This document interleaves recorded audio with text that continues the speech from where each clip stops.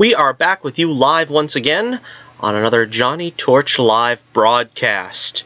Oh yes, we have returned for another special broadcast here. Gee, I am just too good to you folks, huh? I'm gonna spoil you. But you know I love you. So we're doing another live stream here this afternoon on a glorious Monday afternoon as we catch up on some more of that good old-fashioned D23 type stuff. You can hear there might be a little bit more of a perkiness in my voice because I just woke up from a nap, unlike on on Saturday's show, and I was kind of tired. But you know, we cartoonists, we keep crazy hours, just crazy. You wouldn't believe, you know, and you got to strike when the muse is hot, as they say, and so that means working late hours and then getting tired and having to take a nap in the middle of the day, and I still find time to bring you the gift of a live stream. There's some cool stuff to talk about. The Rise of Skywalker trailer has dropped earlier today. Let's get all house cleaning out of the way before we get into all of that, though. There's also some D23 stuff that we didn't get a chance to touch on earlier. And we got the chat room open for those of you interested in watching live and commenting. We have, oh, Hunter Iggy is right on the ball here. Nice to see you, Hunter. We are going to get to that question in just a moment, but I have to go through my spiel first. Make sure you like, share, and subscribe. I want to see some more likes on these videos. I'm not getting very many likes. So if you enjoy watching the show, particularly if you're watching it live, make sure you hit that like button and make sure everybody knows. So share and subscribe if you haven't subscribed, because we are trying to get to 100 subscribers. We are still somewhere in the mid-90s. Come on, guys. We've got to get that up to 100, so tell all your friends. Subscribe to Johnny Torch Live. I'm not sure if you can hear the fan is on in the background, so I apologize for that in advance. I think ever since I used OBS, it's picking up the sounds a little bit more in Stately Torch Tower. But it's, you know, it's still summer. What are you going to do? Also, let's see. Check out The Adventures of Bullets Bourbon Private Eye in the link in the description below. It is our comic book masterpiece, and we are still giving away, well, I don't say giving away, but we are selling autographed copies of When the Night Comes. That is our 3-issue graphic novel that we've comprised into one big story, one big graphic novel. That's kind of the way I originally wanted to sell them. I wanted to sell them as one big whole story, but, you know, that would take me like a year and a half, and I want to keep getting product out there in front of people. Otherwise, you know, they forget. They don't know what, you know, where the story is leaving off, because it goes on, and just, you got to keep a product in front of people. So check out the link in the description below. You can also check out the link in the description below for the Twitter tweeter poll of the week question. We got a poll of the week question this week, which it's kind of half-hearted. I don't know if anybody's going to take this seriously. So far, I've only got 5 votes because it's it's kind of just for laughs. But the question is, which is more likely to happen in Disney's Obi-Wan Kenobi series? Is it A, Obi-Wan watches over young Luke as he prepares for a final reckoning with a bitter Darth Maul? Or B, Obi-Wan meets a young, capable, strong woman who guides him through a perilous adventure on Tatooine? Not quite sussing out the humorous nature of the poll. It is decidedly 80% A, and I think only one soul got the joke and voted B, to give the B column 20% of the vote. So, yeah, check out the link in the description below if you're interested in voting in the poll of the week question. It's open for 5 more days, and you know, check out Twitter, check out The Adventures of Bullets Bourbon Private Eye. You can check out the free preview we got there. I've been meaning to put another couple of pages up. I still haven't gotten around to it. What can I say? I'm busy comprising, or composing, I should say, the 2nd and 3rd issue graphic novel, which will be out sometime later this year. And it comprises the 2 issues, 2 and 3, which will be the introduction to Pencil Neck, if you haven't seen him already. He's not in the image on the screen here. And also want to plug my appearance at Granite State Con. If you're going to be in New Hampshire, September 14th and 15th, you can meet yours truly, YouTuber and cartoonist extraordinaire Johnny Torch. You will be able to recognize me instantly because I will be dressed as Bullets Bourbon. I hope the suit still fits. I gotta cut off on the ice cream and the carbs a little bit here for the next couple of weeks before Granite State, so I can fit in my Bullets Bourbon suit. But yeah, I'll be wearing the fedora at the very least if if I'm not in the Bullets Bourbon suit itself. It's the electric blue suit. Some people have seen me wear it before. I wear it to conventions many times, and I'm sure I'll probably dust it off again for this great occasion. And it's going to be from what I understand, it's a TMNT-themed extravaganza this year, so that'll be fun. If you like turtles, come on down to see it. Of course, I will be there to press the flesh for the 2 days, 14th and 15th, selling copies of When the Night Comes, our new graphic novel, and some of the old stuff. As I said, I'm kind of liquidating the old stuff since I'm remastering all the old issues, so I want to see if I can get them out, get them into hands as cost-effectively as possible. And, of course, there's always some swag, some goodies I always bring for people buying said issues of The Adventures of Bullets Bourbon Private Eye. So, again, that is September 14th and 15th. Thank you for your patience and your patronage if you come on down and pick up a copy. Okay, so let's take a look here at the question. Let's see. Hunter Iggy asks, what is your thoughts on Nathan Fillion joining Suicide Squad 2? He is playing mystery character. Do you think he is playing Sportsmaster? All right, that is a very good question. As a matter of fact, I think I have it in my notes here. Let me take a look, because I didn't, unfortunately, I don't think I prepared an image for this, but let's see. Let's take a look at it here. The latest addition to the cast of James Gunn's The Suicide Squad is an actor who's been fan cast as a multitude of superheroes for many years now, Nathan Fillion. Deadline reports that the Castle star, who has worked with Gunn on several of his previous projects, including Guardians of the Galaxy, has signed on to join the already very impressive ensemble, but his role is being kept under wraps for the time being. Fillion joins fellow new Task Force ex-recruits Idris Elba, John Cena, David Del Masterson, Daniela Melchior, and Storm Reed, along with returning stars Margot Robbie, Joel Kinnaman, Jai Courtney, and Viola Davis. Plot details remain under wraps, but we may get a better idea of what is expected very soon, as production is expected to commence in September. Suicide Squad, or Suicide Squad 2, as I prefer to call it, is set for release August 6th, 2021. Alright, so who do I think he's playing? That's a very good question. Sportsmaster would be a great suggestion, as Hunter says here. I would love to see him play Sportsmaster. I would love all the more for him to play Hal Jordan. And unfortunately, that doesn't look like it's going to happen because this is Suicide Squad, and unless they're using this as sort of a backdoor, it's possible they could be using this as a backdoor entry for Hal Jordan. But I'm guessing, you see the character he played in Guardians of the Galaxy, and everybody was way excited about that. And, you know, they were saying he was going to be in Guardians. And in the first movie, he was just some nameless alien in the prison barge there. And then I think in the second movie, he was on a poster as Wonder Man, which, of course, they never actually used the character. So I'm expecting, unfortunately, it to be something along those lines, where he's just going to either provide the voice for someone, or he's...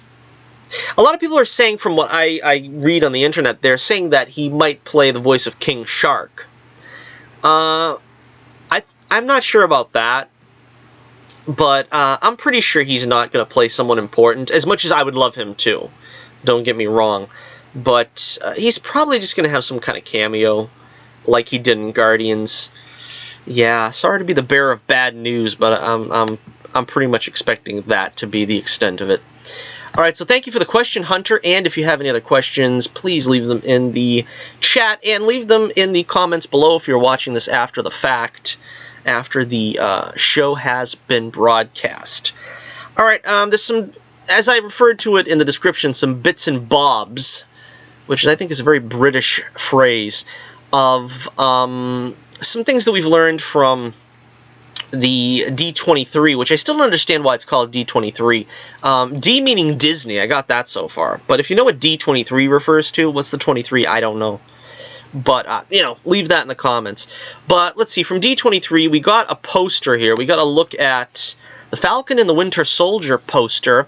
And a lot of people are commenting on the fact that, of course, Anthony Mackie has said that, and I think we've already covered this part of it, but he's already said that he is not going to be Captain America, and that he's going to be referred to as the Falcon in this series.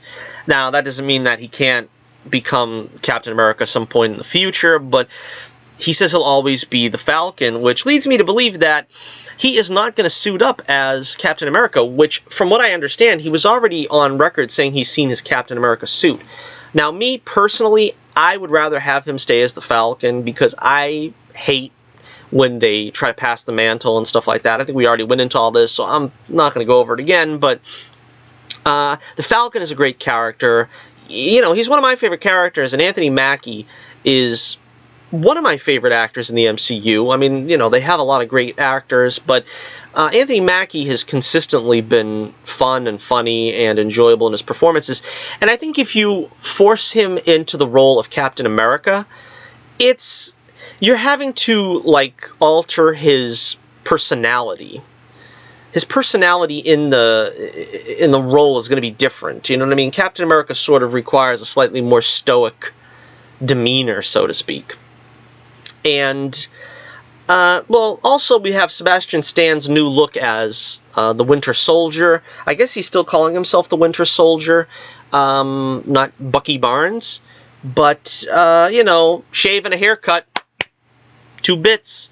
A lot of people commenting on Bucky finally getting a shave and a haircut for this new show. And I think he looks great. He looks better than ever. I mean, you know, he could kind of get away with that haggard, worn look when he was, you know, in deep freeze for 20 years at a time. But, you know, so I think the ladies would appreciate it a little more than looking like this. I'm not sure. So that is the Falcon and the Winter Soldier. Okay, let's see. Another question in the chat from Hunter. What is your thoughts on Steve Agree was cast as the voice for King Shark? What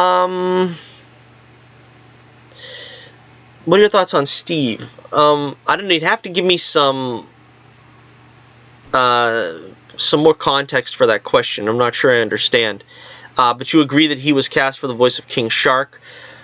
Yeah, that's a possibility. It's very much a possibility. I would prefer it if, you know, he was actually, like I said, a human character. But if he was just a voice of a character that was important in the film, I guess I would still be happy with that. So, yeah, hopefully that's the case, and he gets more than a cameo. Hopefully, you know, if he plays King Shark, he'll be in it for quite a while. Okay, so next up we got another image here from D23, and this is the WandaVision poster. And as we were exploring in the last episode as well, it looks like this is going to be sort of a sitcom. They got Kat Dennings back as Darcy Lewis, and that is the description. It's going to be like a sitcom, and they're going to have, you know, Paul Bettany's Vision, I guess, reprising his role as the Vision, but in sort of this jokey 50s style sitcom where Wanda is, for some reason, experiencing all these crazy, nutsy, cuckoo things that probably lead her to find Doctor Strange in the madness of the multiverse, which will be out, I think, next year. Is it next year or the year after? I'm not sure. But anyway, let me know what you think in the comments below about this new image. You know, make room for Vision. Scarlet Bewitched. Any others you can think of? My Favorite Android. Yeah, come up with a couple of show titles for this show and leave it in the comments below if you don't mind, because I'd love to see them. Let's see. My Mother the Witch, I don't know, that, that kind of, nah, that doesn't sound right. Okay, let's go on to another story now. This is a subject that's kind of interesting. It came out a couple of weeks ago, I think, or maybe a week ago now at this point, but, let's see. This is, brought up on TMZ, I think. It brought up originally this quote from J.C. Lee, the daughter of Stan and Joan Lee. And she wasn't pulling any punches here when she was talking about how Disney mistreated Stan or took Stan for granted. And she was quoted as saying, "Marvel and Disney seeking total control of my father's creations must be checked and balanced by others who, while still seeking to profit, have genuine respect for Stan and his legacy. Whether it's Sony or someone else's, the continued evolution of Stan's characters and his legacy deserves multiple points of view." So, before I finish up, it sounds there like she's saying it shouldn't be just monopolized by some company. And when you think about it, that makes sense. Because I really feel bad, particularly for Walt Disney, because he's actually a hero of mine. And the company that bears his name has become like a slur. Everybody's like, Disney. What is Disney doing now? They're trying to milk the cash cow, and they're unscrupulous, they're SJW infested, and I feel bad because that Disney belongs to a person. That name belongs to a person. I feel like Alfred in Batman Begins. It's not just your name, sir. It's your father's name, and that's all that's left of him. Don't disgrace him. And meanwhile, all the people running Disney are, carrying on drunken parties in the mansion, burning it down or something, as far as the world is concerned anyway. But yeah, that's sad. It's sad. And similar things have happened to other, like Jim Henson is also another hero of mine, and his characters have they're kind of seeing rocky times now. They're not in the best of hands. They weren't in the best of hands before they were in Disney's hands. Now they're in Disney's hands. They were in the best hands when Brian Henson was taking the reins, and he directed the first two films after Jim Henson's passing. He directed The Muppet Christmas Carol and The Muppet Treasure Island. And they were both great films, I thought. I was very happy with them and pleased with them as a Muppets fan. But unfortunately, he moved on to do different things. I think he did a Muppet movie not long ago, which was a rated R Muppet movie, which I thought was a big misstep, putting his chips on that rather than trying to salvage his father's legacy. But anyway, that's kind of what I'm feeling. I'm kind of feeling like Marvel is in the dumps and scraping the scum off the barrels, and Marvel's always going to be the house that Lee built. You know what I mean? It's going to be off of his work and creations that they have anything, and they're really not doing justice by his name. So let's see. J.C. Lee's final words were, "When my father died, no one from Marvel or Disney reached out to me. From day one, they have commoditized my father's work and never shown him or his legacy any respect or decency." Well, which is true, because wasn't Marvel... I don't know. There was the scumbag manager that was like working poor Stan to the bone when he was like literally 95 years old, and they were like bringing him to conventions and having him pump out signatures, just putting stacks of comics in front of him. And I remember thinking it was pretty sad at the time, and people were like saying, don't do this to Stan. Don't do this to him. And it seems like that's what... Now, there was also rumors, in fairness, that J.C. Lee was sort of an elder abuser of Stan, which Stan himself corrected. And of course, people are going to say at the age of whatever he was, 95, was Stan really, in charge of his faculties enough to, sort of exonerate J.C. Lee of any, abuse that he received at her hands, allegedly.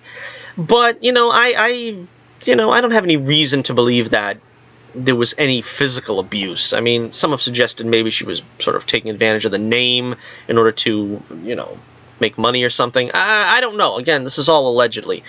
But I have no reason to believe that J.C. Lee didn't have Stan's interests at heart.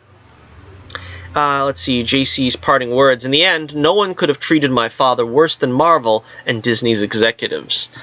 So, a harsh indictment by J.C. Lee over the great Stan Lee, the legendary Stan Lee, my hero, over his treatment at the hands of Marvel and Disney. So she's kind of happy, I guess, that Sony is now continuing on with Spider-Man. Okay, let's take a look now at the future of Spider-Man at Sony. We have some indications of what happens next with Sony Spidey, as Tom Holland and I believe also Kevin Feige appeared at D23 to sort of bid a fond farewell to Spider-Man at Marvel, at Disney Marvel, at the MCU. Let's see, let me just go straight to the copy. It seems that the chances of Disney and Sony Pictures resolving their differences are growing increasingly slimmer, as Tom Holland appeared at Keystone Comic-Con in Philadelphia yesterday and shed some light on where Spider-Man goes next in Sony's Spider-Verse, not the MCU. Alright, so this is Keystone Comic-Con, I guess.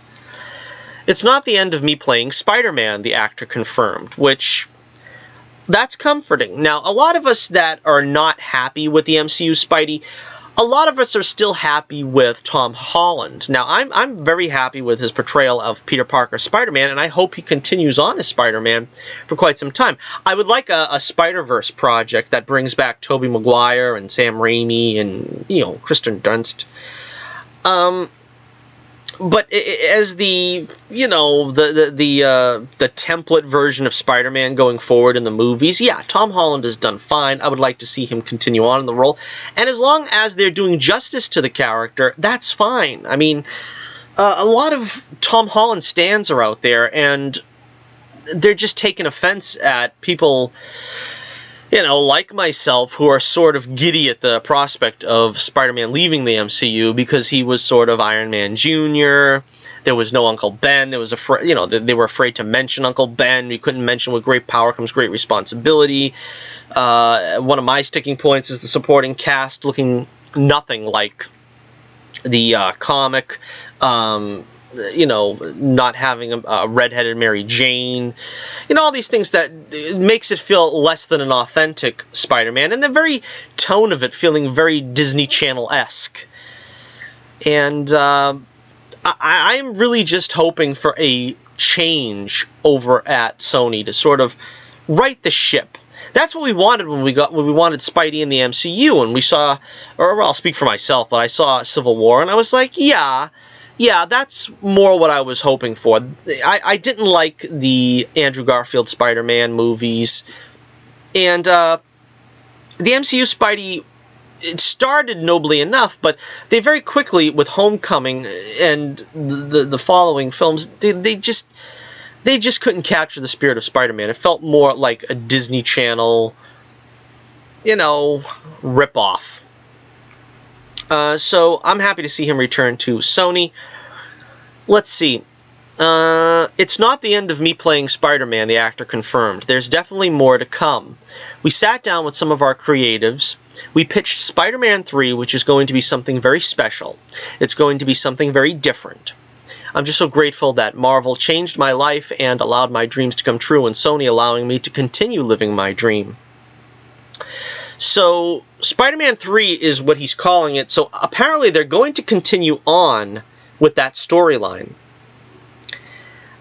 I have to say, they must have known, Feige and the MCU, they must have known that there was a good chance that plans were going to break down here, discussions were going to break down, because as everybody has said, this is a very, they did a very, kind of gutsy move, I guess, brazenly gutsy, by asking for 50% of the proceeds and, taking a financial stake in the other Sony films, such as Venom and Morbius, the Venom sequel.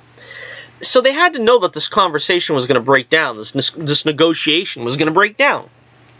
Now, having said that, is that why Feige sort of led them into a cliffhanger that pretty much nobody wanted? They're leaving him in the cliffhanger, Spider-Man, where now the whole world knows the secret identity, which it's like they pretty much raised the ground. It's like, how does Sony come back from this? They pretty much, they made Aunt May know. They made the whole world know. They made Aunt May young, hot Aunt May. They gave him an MJ, which is completely unlike the comics. They gave him a supporting cast unlike the comics. They gave him a sidekick that he never had in the comics. And kind of feels like they're flipping the bird to Sony in the way they kind of laid that groundwork. I don't understand it. Maybe this was purposeful. Maybe it's so now they've damaged the IP so much that, you know, those of us who want to see Sony bring it back to formula, they really can't do it now because they have to stick with whatever Disney did. I mean, they could always course correct it, which is what I'm hoping, and, you know, get Peter out of that sticky predicament and have the world still not know he's Spider-Man and so forth, but it's kind of tough now. It's kind of tough to see where they take him. Let's see. We know these talks stalled months ago, so it seems Holland must have had some idea that Spidey's time in the MCU was over while he was promoting Spider-Man Far From Home. After all, a third chapter can't have been pitched since Tuesday. It's a crazy week, he continued, and it's never been done before, so we'll see how it goes. And it'll be as amazing and as fun. So he sounds like he has to. He sounds excited about the prospect, but we'll see. Let's see. As for what the future holds in store for the character, it sounds like we're getting some new crossovers. It's really exciting. The ideas we have for how we can expand the Spider-Man world and bring new characters into it and crossovers with other people, it's really exciting. And it's only going to get bigger and better from here, which is great. That doesn't necessarily confirm a crossover with Venom and Spider-Man 3, but it seems highly likely. As of right now, director John Watts reportedly does not have a deal to return, while Tom Holland's status is somewhat up in the air. Chances are the actor is locked in, and we can probably assume that other key cast members have multi-picture deals that will also require them to come back for at least one more film, regardless how they feel about the news. Sony has made it clear in statements released since this story broke that they plan to continue on the path Marvel Studios put them on, at least concerning the Far From Home cliffhanger. However, it was Feige who decided to out Spider-Man's secret identity to his aunt and probably the world as well, and with the wall crawler no longer lined up in the MCU as the next Tony Stark, Sony Pictures has some serious explaining to do when it comes to where his story goes next. That's kind of like I said, I think I don't want to say Feige's vindictive, but I think he was very vindictive in this move with what he did here with Spidey in the MCU. It seems to me like he put their backs against a wall. He put them up against a corner here and said, you know, get yourself out of this. This is kind of where we're leaving the character. And they basically, they have to scrub it, really. They have to bring in new toys, bring in new characters, and just let's kind of forget this MCU thing ever happened. I mean, it was fine for like a mini arc in the MCU, but let's just move beyond it now. That's all I'm asking, and just carry on with Spider-Man being the hero of his own franchise. Ground level villains, ground level threats, bank robberies, mad scientists. Come on, we can do this. We've done it before, and we've done it right. We can do it again. And, you know, quite frankly, the AI stuff with the suit, let's kiss that goodbye. Like I said, let's bring in some mentions of Ben Parker. Maybe do a flashback and see what happened to Uncle Ben. Of course, it's going to feel weird, because if they're going to stick with young Aunt May, we're going to have a young Uncle Ben, and so Uncle Ben's going to be like 34 years old when he gets shot, which is going to feel very weird, but you know, I feel very strongly you need to reconnect Spider-Man to his Uncle Ben and not have him sort of be, you know, Iron Boy, Iron Man Jr., whatever slur you want to heap upon what Marvel did with him. Alright, so let me know in the comments below, what do you think about the future of Spider-Man at Sony? Are you excited about the prospects? You want to see him cross over with Venom? And hopefully those other characters that Sony has been, you know, building up and getting ready, such as Morbius, supposedly Kraven the Hunter. We will see. We will see. Alright, also released just recently, we have the Black Widow teaser poster, I guess is what this is. And you can see here, I guess this is the Widow's costume. They're kind of calling it a new costume because it's like silverish, which is kind of weird. I don't think I don't know. She's had some different kind of costumes in the comics, but silver is not one that I readily, you know, would associate with her. Although she had sort of a gray one in the mid-'80s when she was partnering up with Daredevil a lot. That might be sort of the impetus for this. Scarlett Johansson, her hair looks great here. She looks a lot better than some of the other hairdos she was given during the MCU's, during her tenure in the MCU. Florence Pugh, I believe is how you pronounce her name, to the left there, her right, our left. And she is supposedly going to be the successor of Black Widow and the Black Widow moniker, another thing that I'm not crazy about, but I would rather keep the original Black Widow, thank you kindly. Taskmaster in the Black Widow logo above her head. Not a bad look.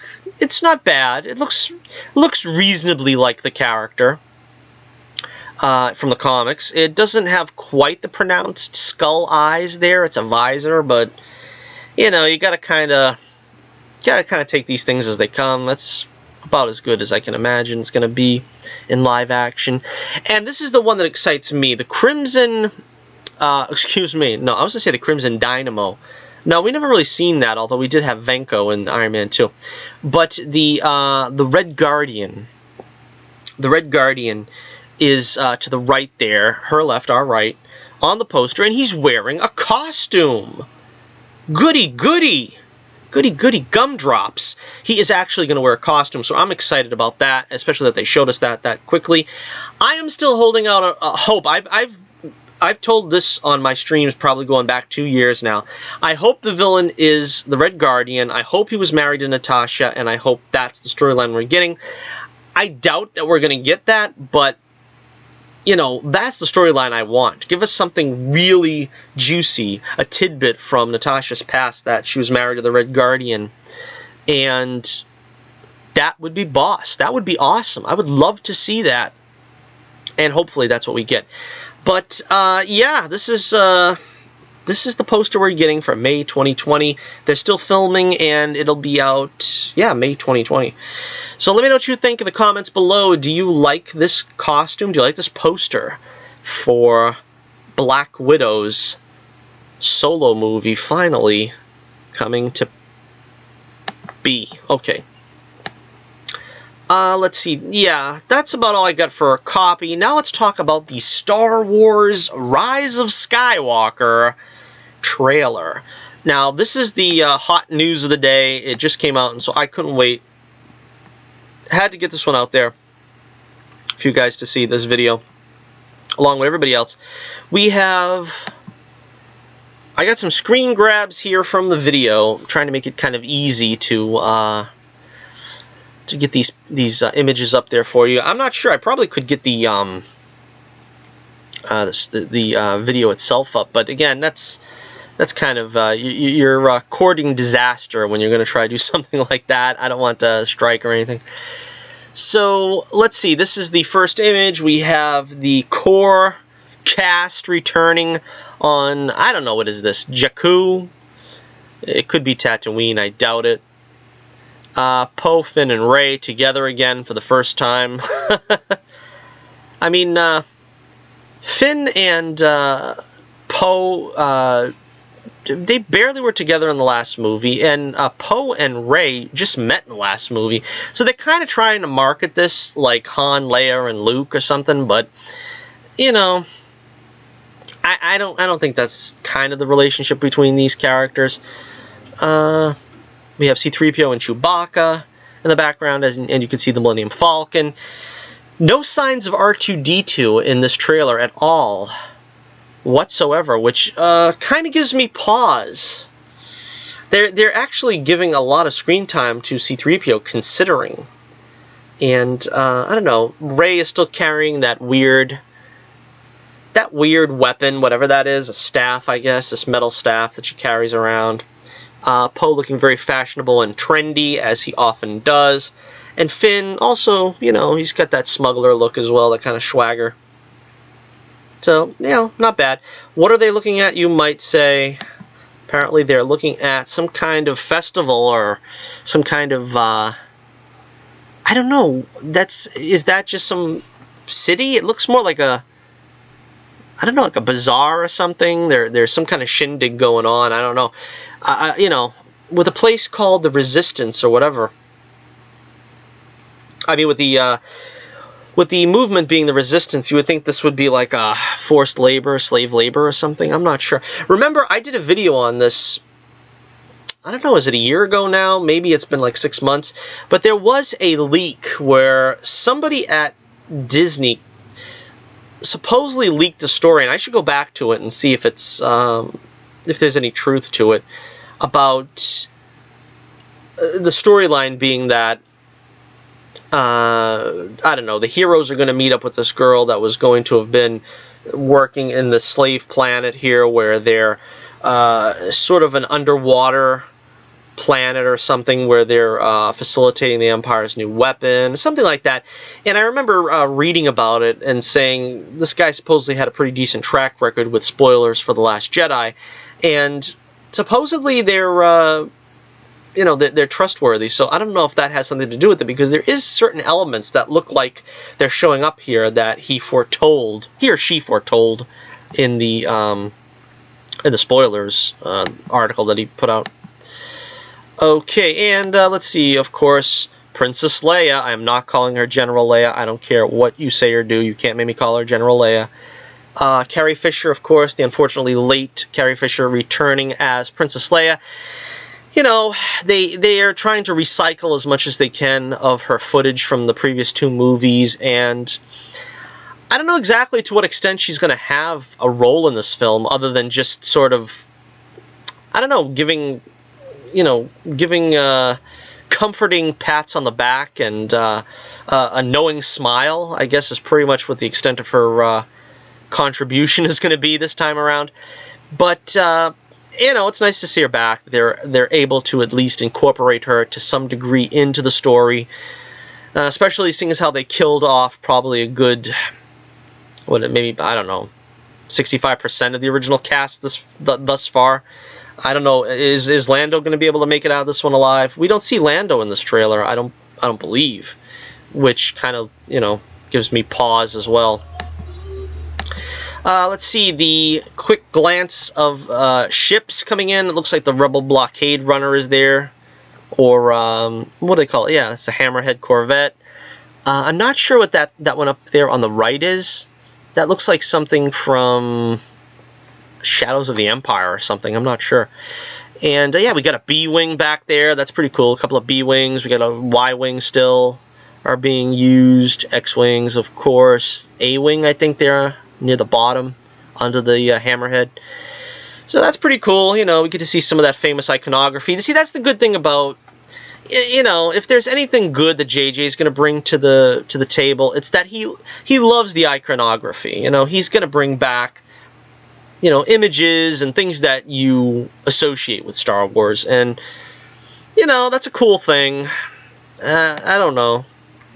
You kind of want to go forward, but then again, they're kind of stalled for ideas as it is. Now, this is pretty cool. A fleet of Star Destroyers. Now, this looks like the First Order is pulling out all the stops. They really are.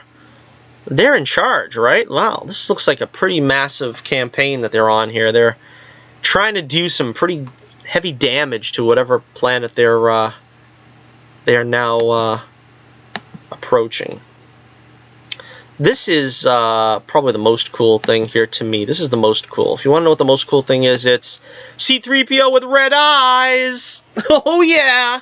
Yeah, boy. Yeah, boyega. You get your C-3PO with red eyes, dog. what the heck does this mean? C-3PO with red eyes.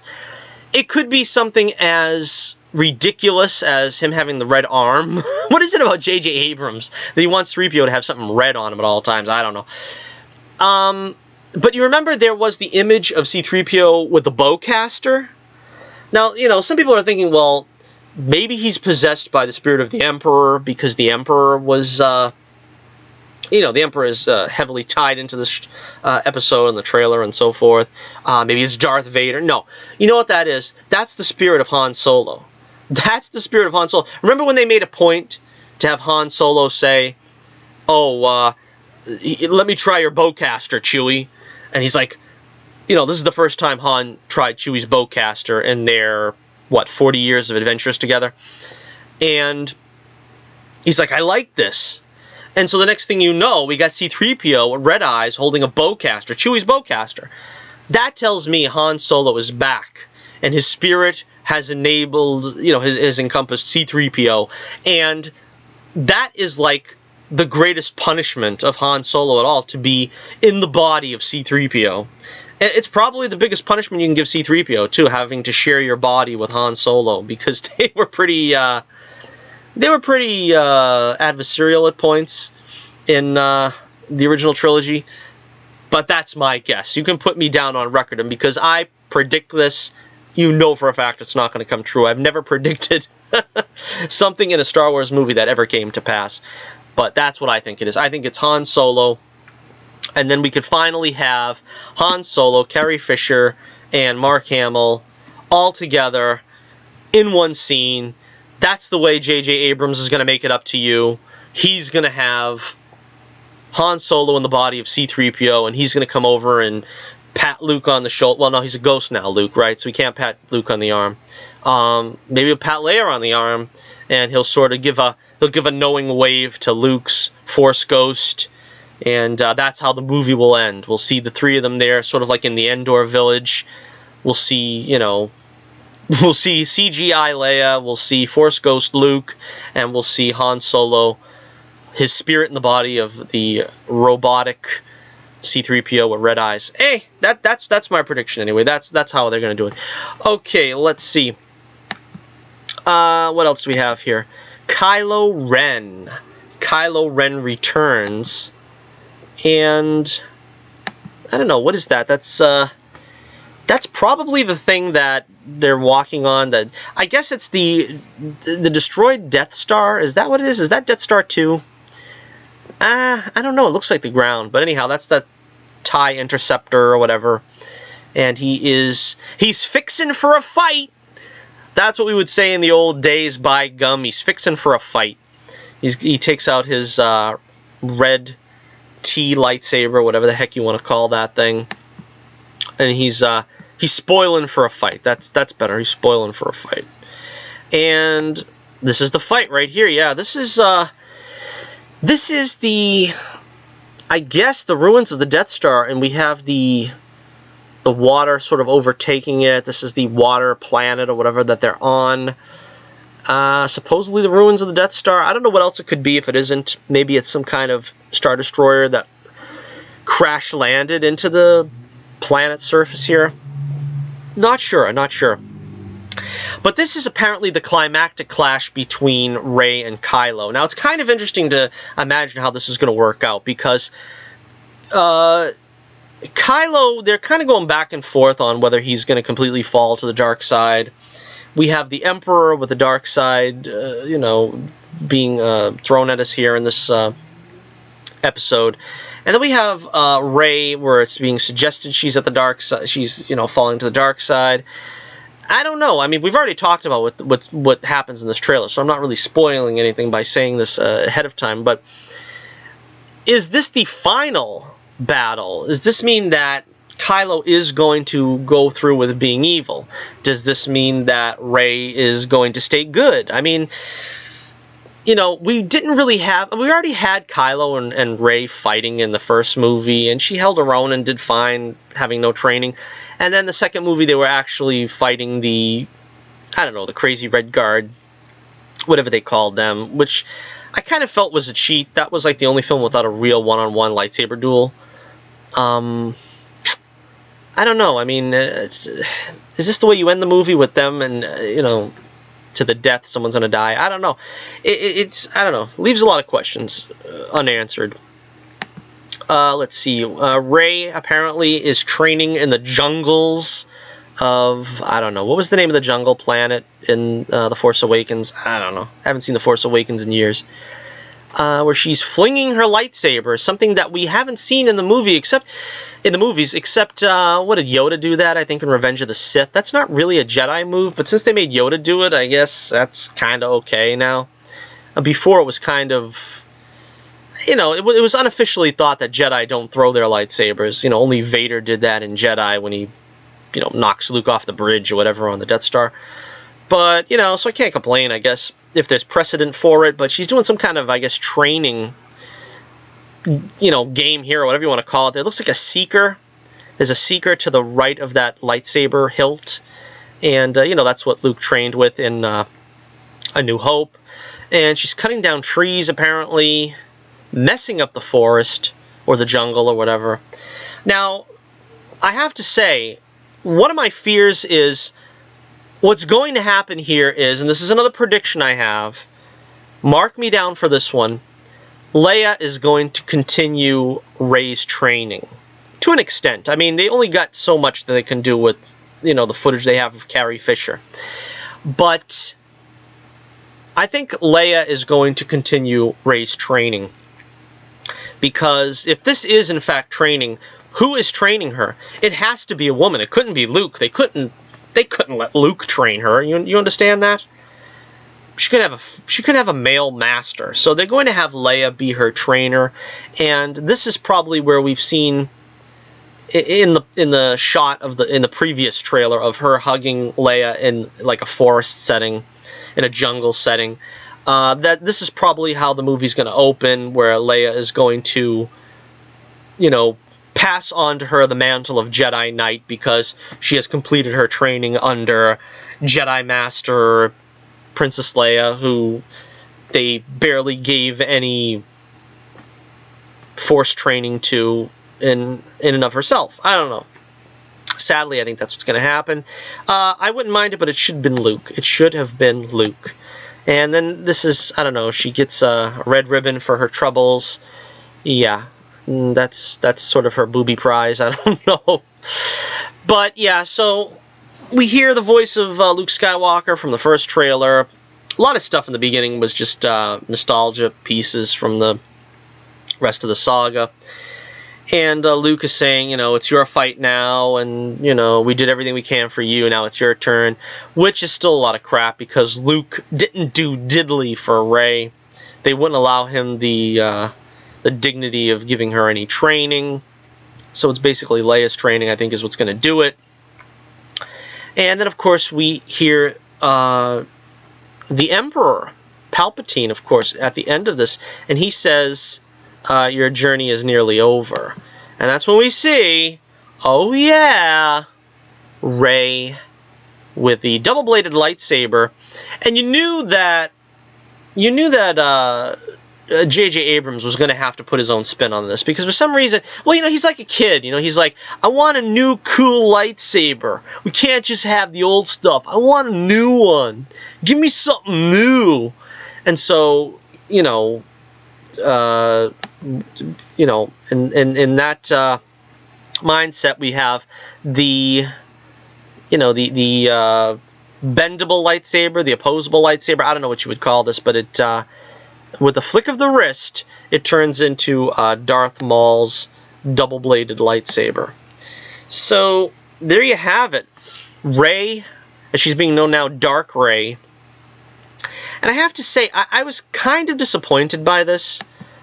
I think this would be a pretty cool reveal, but it's just Rey with a hood on, and she, with the dark hood and the dark cloak or whatever, and the red lightsaber.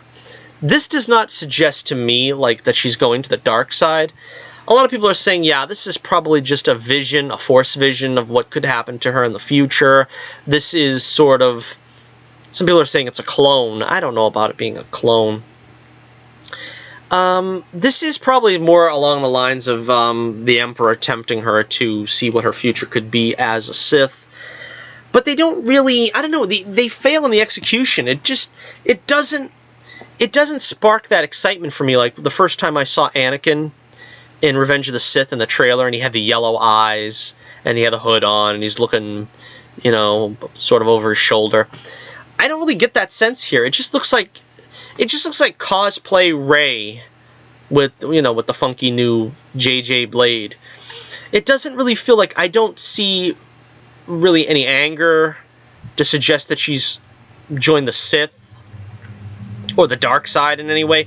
I don't really see anything here suggesting that she's, you know, evil. I don't really see anything that suggests rage. It just seems like just a cool, you know, cosplay or something. And that's kind of what disappointed me about this, because I would like to see Rey have some kind of interesting character arc. I mean, we really don't see her struggle at all in these movies. The only struggle we saw from Rey was trying to get Luke off his duff when the freaking old duffer wouldn't get off his backside during the whole entirety of The Last Jedi. That was the biggest struggle she faced. And it was frustrating as all get out, particularly for me. I think a lot of people felt the same way. But there really isn't that feeling that Rey is going to sort of turn to the dark side from this. This just seems more like, you know, sort of a vision, something that they're like alluding to. So anyway, that's pretty much my thoughts on the Rise of Skywalker teaser trailer. If you have any feelings about this, if this stirs you emotionally in any way, shape, or form, by all means, let me know. Let me know in the comments below. I will be happy to entertain any questions or, you know, possibilities. What do you think is the possibility that this is actually Rey turning to the dark side? I don't know. I still think this is going to be some kind of gimmick. J.J. Abrams, though, I don't know if J.J. Abrams is clever enough to make a ruse like this. I don't know. I don't know if he would be that clever to sort of let her go down the path of the dark side and then bring her back. Because you certainly, you know, she's not going to stay evil. You know she's not going to stay at the dark side. It's going to have to be something that it has to be a phase she's going through. In other words. So let me know what you think in the comments below. I want to thank you once again for joining me here for another stellar broadcast, another stellar edition of the Torch News Roundup. I usually announce it in case you're not watching. Let me see, what is this? This is Torch News Roundup number 148. And we thank you for being here. We thank Hunter Iggy once again for all the amazing questions that he always brings to the table. And if you have any comments on what we've discussed today regarding the future of Spider-Man with Sony, or the Rise of Skywalker trailer, the teaser trailer, you know, they're really holding back, but J.J. Abrams is famous for that. J.J. doesn't like to give a lot of stuff beforehand. He doesn't like to give a lot of glimpses as to what is going to be in the movie. And I don't know, let's see if that pays off, because I think a lot of people really want to have a reason to be excited about this movie. I don't know if he's given us enough. He's just given us this glimpse of a dark side Rey. You know, I'd like to think that maybe Luke would come back in the flesh and he'd have to take on, you know, one of his quote-unquote proteges, which I honestly don't know if you could consider her his protege when he really did nothing for her. And you know, I don't think they're going to bring Luke back in the flesh. They're going to bring him back as a Force ghost. He's going to have sort of the perfunctory Obi-Wan role that Alec Guinness had in Return of the Jedi, just to sit on the log and basically give her that stirring speech that we already heard probably about 95% of. And he's probably going to be a non-entity after that.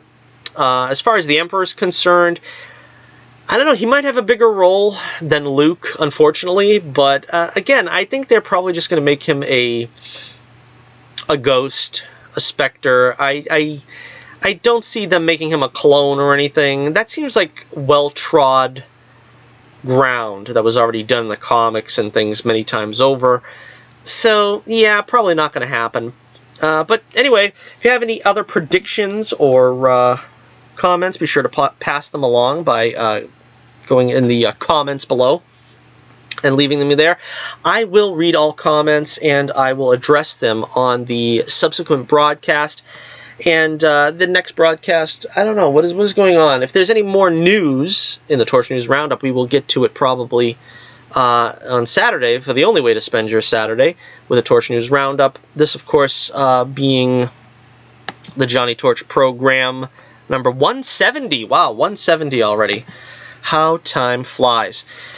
Make sure you check out the link in the description below for the Adventures of Bullets, Bourbon, Private Eye. Considering maybe doing another Indiegogo for the remaster of issues 2 and 3. So if I decide to do that, I will be posting the link there for that as well. But we're just considering all our options right now. Pretty much focusing on the Granite State Con, which is coming up in a couple of weeks, as I said before. Check that out September 14th and 15th. And, of course, check out the link in the description below for the Adventures of Bullets, Bourbon, Private Eye to get the graphic novel when the night comes. And also check out the Poll of the Week question on Twitter, also in the link in the description below. Once again, God love you, thank you for watching, and this is Johnny Torch reminding you once again, keep the flame burning brightly, and I'll be with you again real soon.